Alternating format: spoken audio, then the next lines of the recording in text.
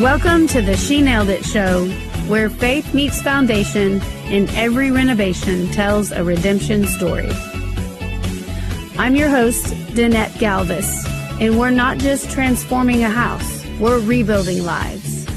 On this show, we'll talk about real challenges, real faith, and the blessings that come when you don't give up. From recovery and restoration to faith and fresh starts, this is where we discover that what once broke us is actually building us. So grab your hard hat and your heart, because on the She Nailed It show, we're fixing up homes, finding purpose, and proving that with a little faith and a lot of courage, you can nail it too. Hello, and welcome to the She Nailed It show. I am your host, Danette Galvis. And today is an episode specifically about me and hosting this show and the why behind it. So thank you so much for tuning in today. I hope this blesses you today as I share the vision of the She Nailed It show and give you a little background on why it's happening, why it has a purpose, and the interviews that are coming and the different things that will be happening for the season. So thank you so much for tuning in. So a little bit about me. I am a real estate agent of 30 years. I coach women inside a flipping and remodeling network, a real estate investing network. And I coach women weekly on flipping and remodeling, being their own general contractors. I am also a real estate investor. I am a general contractor on all of my deals, managing the project, and then also the agent that lists it for sale. So multiple areas that I participate in the real estate investing world. I am now a 3-time bestselling author with multiple books that have begun with my first book, Rehab Her, which was a heartfelt project that really speaks to rehabbing a home and all of the things that go into rehabbing a home, and then also rehabbing your life. I have a story and a testimony of sobriety. I am 10 years sober from drugs and alcohol. And while I was in the projects of flipping homes, it just began to download that there are so many similarities of being rehabbing a home and making a home healthy again, and rehabbing yourself and making yourself healthy again. So that book, Rehab Her, is my testimony and a tool, as I call it. The front side of the book is a story about my recovery, and then the back side of the book is tools and resources. It is a Rehab Her checklist on from start to finish, how you would begin the process of buying a home and closing that property, and then moving into remodeling that property, and then getting it ready to sell. Also in there are a little bit of resources on learning the lingo. If you are not into the real estate investing world or flipping and remodeling, you're going to be learning so much, like, what does this word mean? What is a fur down? What is all the different terms that are used when you're working on a job site. So I broke down and gave a little bit of a glossary of words that might help give you a little bit more power when you're talking to a general contractor. So information is, invaluable when you're talking to them. So it doesn't sound like you're brand new, and it gives you a little bit more power on your side of that negotiating. So that is Rehab Her. And then the second book project that I was invited to be into was Financial Trendsetters 2, which is a best-selling book. And it's a book that I was a contributing author in and received 1 chapter and pretty much wrote more about my testimony and more about getting sober and rehabbing homes, being a real estate investor. The third book is She Nailed It. That has been a name that has been on my mind and heart for about 2 years now. And when I was invited to become the lead author for this book with Pink Fix Productions, it was the name of the book no matter what, because that in my mind was the name of the show. One day, whenever I was going to begin a podcast, which I had it in my heart to start, I just didn't know when. And then the book invitation came out, And so the name of the book is She Nailed It. And that is just a little play on words for me. As a general contractor, I love tools. I love fixing things. I am a Miss Fix-It. So it just is perfect for all things moving forward with the book. The women that are a part of this book, She Nailed It, come from a variety of backgrounds, whether it be real estate investors as well, interior designers, insurance agents, a fitness coach, which is so important when you're trying to leave a legacy and build a legacy. Your health and your wellness have everything to do with you being able to show up to a job site every day. Also, another sister that speaks about her journey to sobriety as well. And more real estate agents, a mortgage broker, and a variety of women. 12 women wrote a chapter, and then the foreword is written by a woman that was a real estate agent, Antoinette Gangi, and she began to have broker opens every week. And she's Italian. She would make Italian food and serve them these warm, heartfelt lunches, and it became a hit, a place to be. She had a line out the door when she was cooking and hosting broker opens, very successful in her real estate career. So we were blessed that she was able to come in and write the foreword for the project as well. So my why, just to give you a little bit about me, my story of sobriety happened through my real estate career. It is you go out and you entertain clients. You go to listing appointments, and sometimes your client may offer you a drink, and you may want to go and have a drink while you're signing a listing agreement to list their home. And so that is something that is pretty well known. We are independent contractors. We work on our own. We are entrepreneurs already, being a real estate agent. So we can drink when we need, when we want, during the day, in the evening. And so it can be something that becomes a slippery slope, and it did for me. So during my real estate career, I did end up having a struggle with alcohol.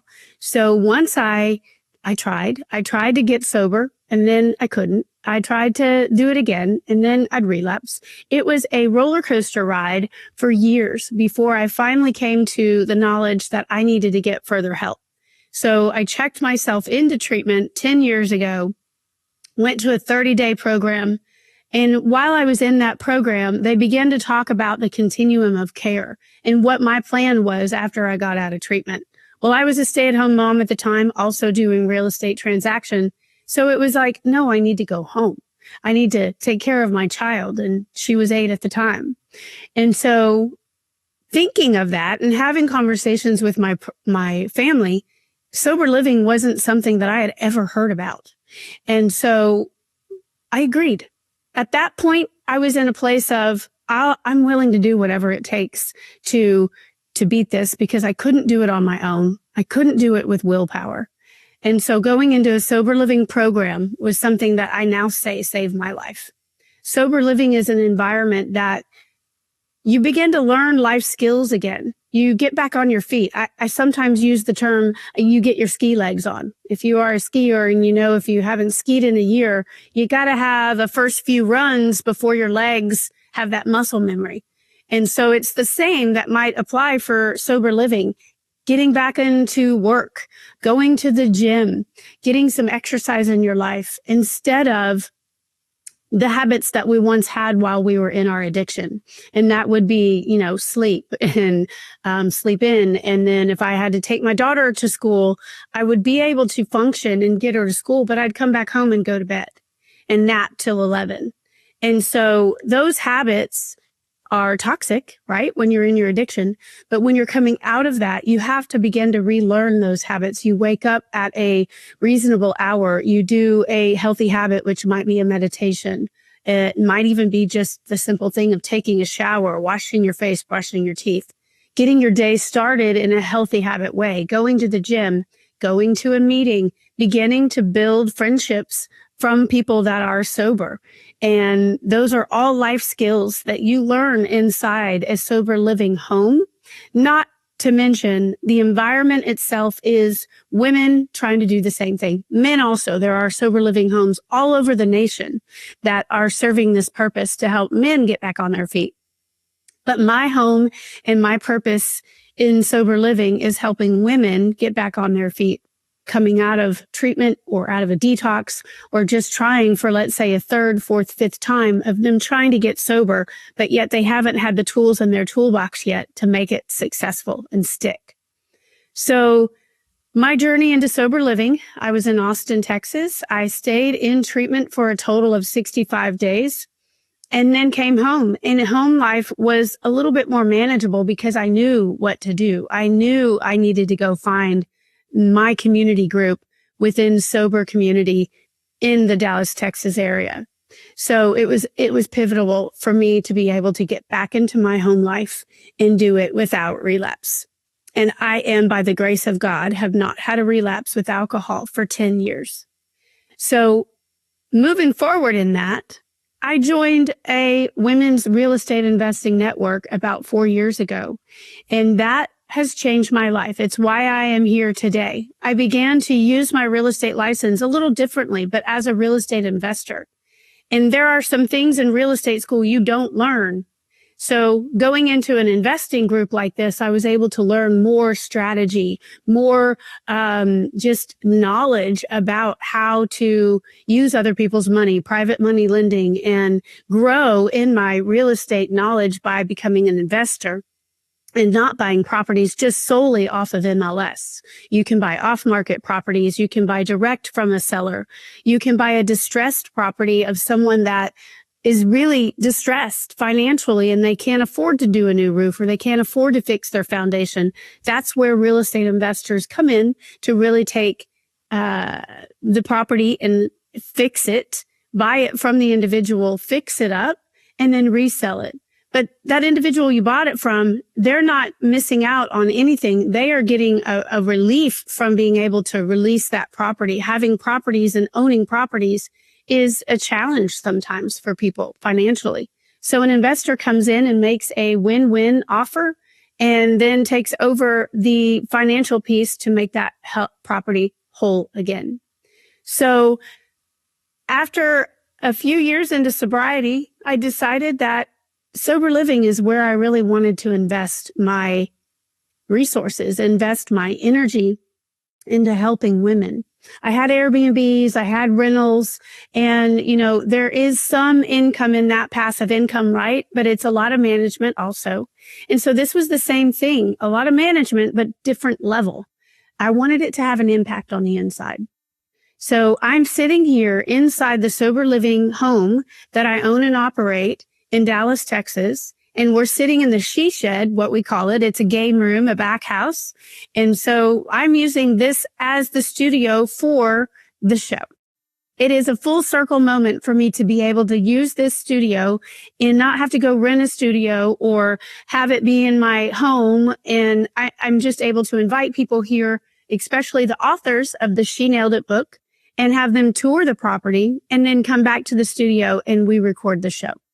So it's been a gift and an honor to be able to use this property for such a purpose.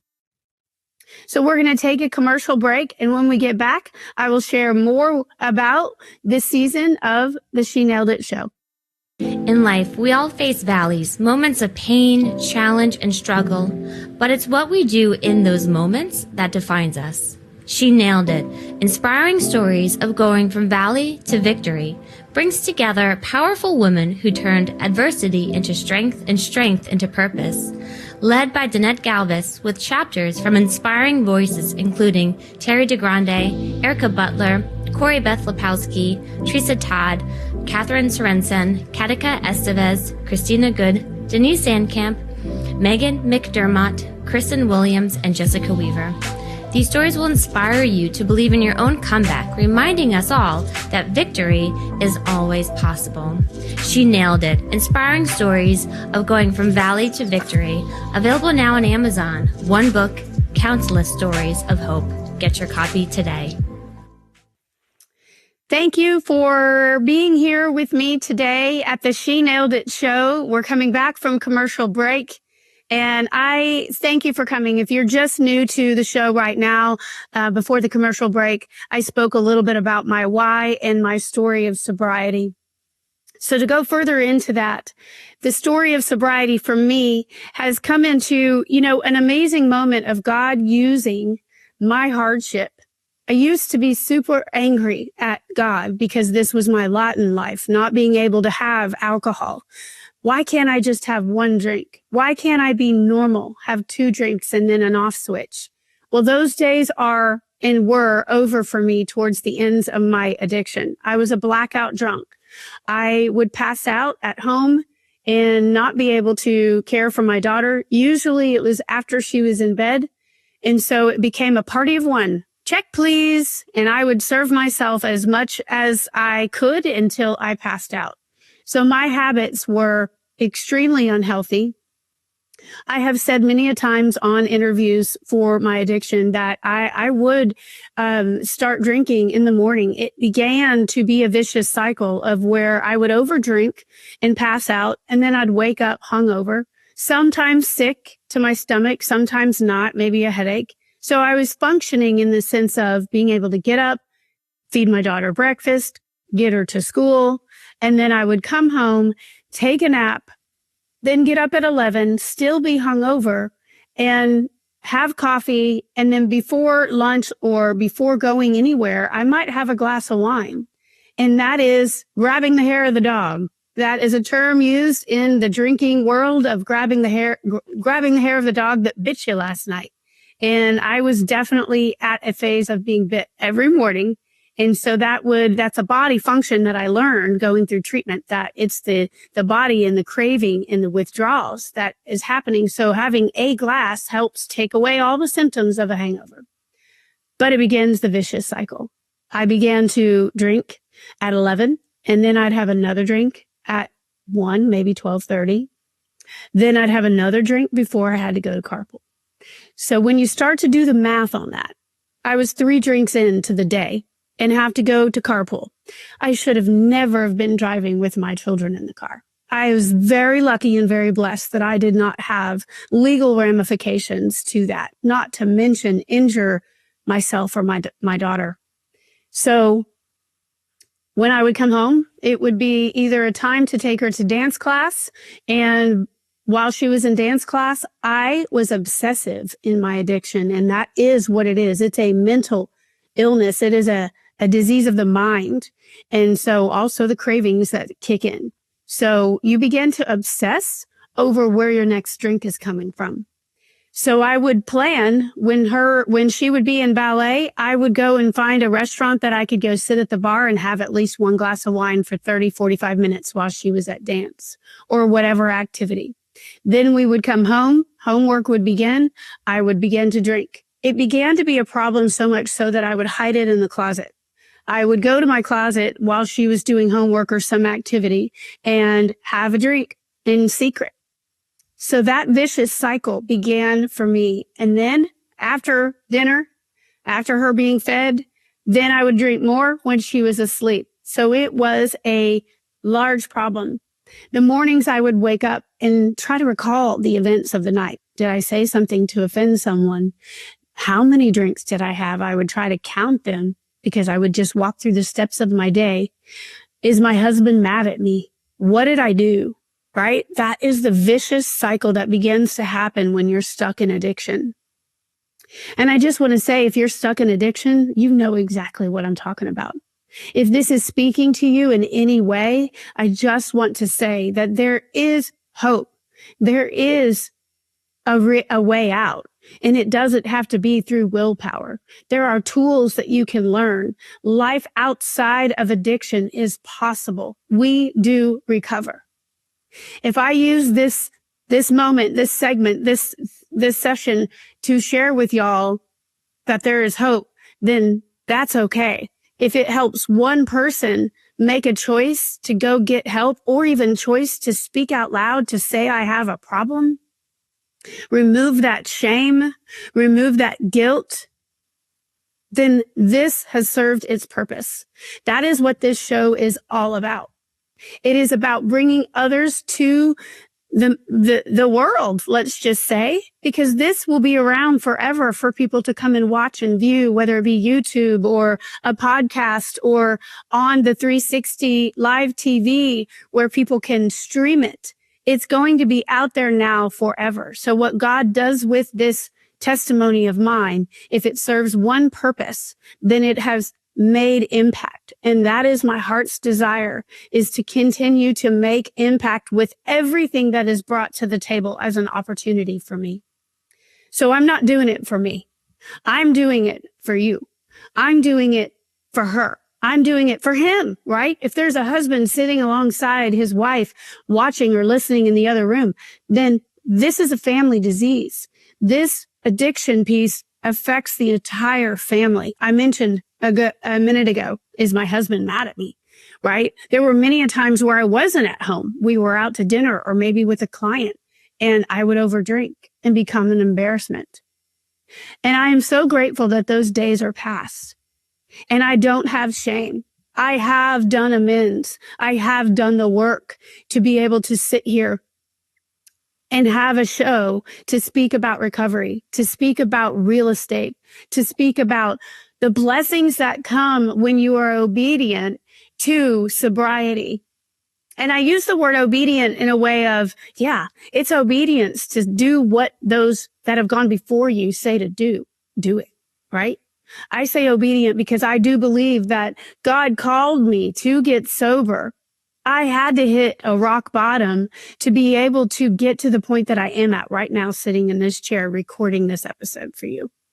I had to get to that rock bottom because the enemy had his claws in me. He was winning. I was dying. I would have died from this disease if I would have continued. And I knew that in my heart of hearts when I made that decision and that communication with God, when I knew I had to just lay it all down and get help. Quit the fight. Quit trying to have one drink one day and, okay, I'm fine. I'm not an alcoholic. What are you talking about? But then the next time, completely be about blackout drunk. So I wrestled and wrestled and wrestled. But I'm so grateful that God pulled me from that darkness and brought me into the light. I am a person of faith, and I have been a person of faith since my childhood. I was raised by a single mother who took us to church.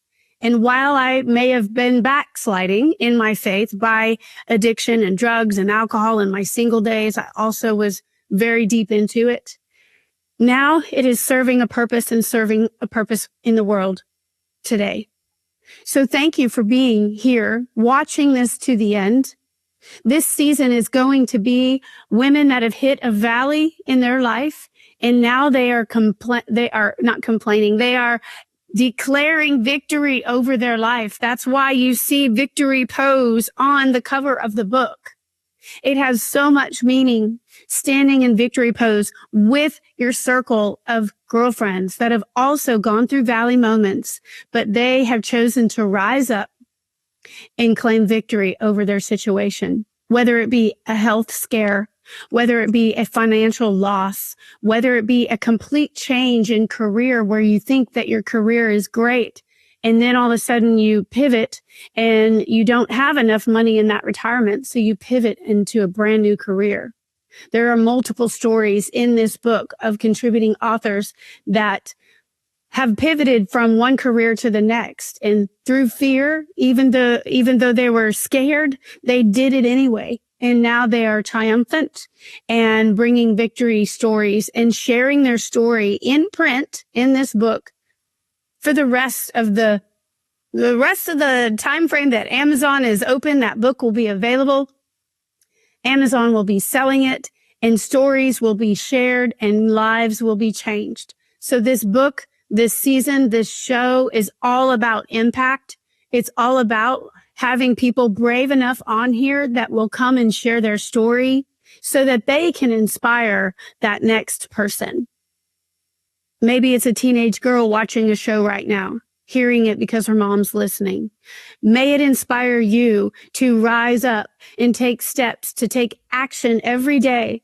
God can't use a couch potato, I say often on my coaching calls. You do have a season of learning.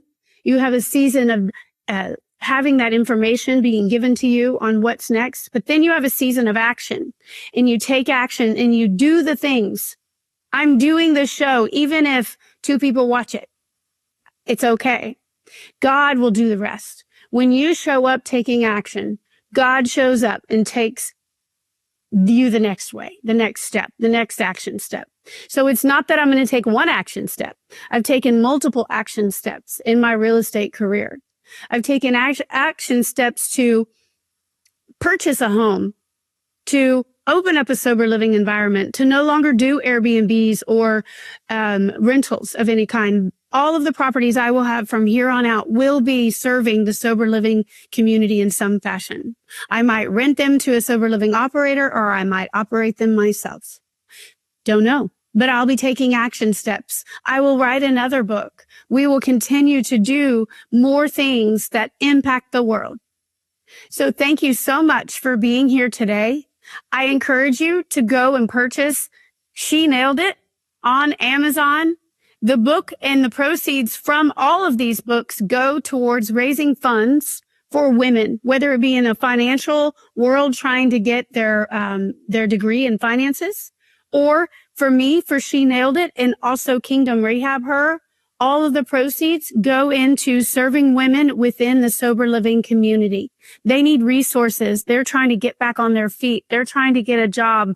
And so it helps front some costs in the beginning to provide shelter, to provide housing, to provide food, to provide transportation, to provide the community, to provide high accountability into the program. So thank you for purchasing the book. Thank you for being a part of this show. Thank you for sharing the show. Thank you for following the show. You can find me on Instagram at Danette Galvis. Also on Facebook, Danette Galvis. I'm also on LinkedIn. And you can find this show on E360 Live. Podcast will be with Spotify, Apple, and all of the ways that you can podcast. You can find me there. Thank you for sharing. Thank you for being here. I'm your host, Danette Galvis, and this is an exciting season to be a part of. Thank you so much. That's a wrap on this episode of the She Nailed It show. I am so honored you spent this time with us today. If you enjoyed the show, click follow or subscribe, drop a review, and share the episode. This really makes an impact for the next person needing courage along their journey too. Want to stay connected and be inspired by more stories and victories? Visit kingdomrehabher.com and follow me on all social media platforms. Until next time, keep nailing it one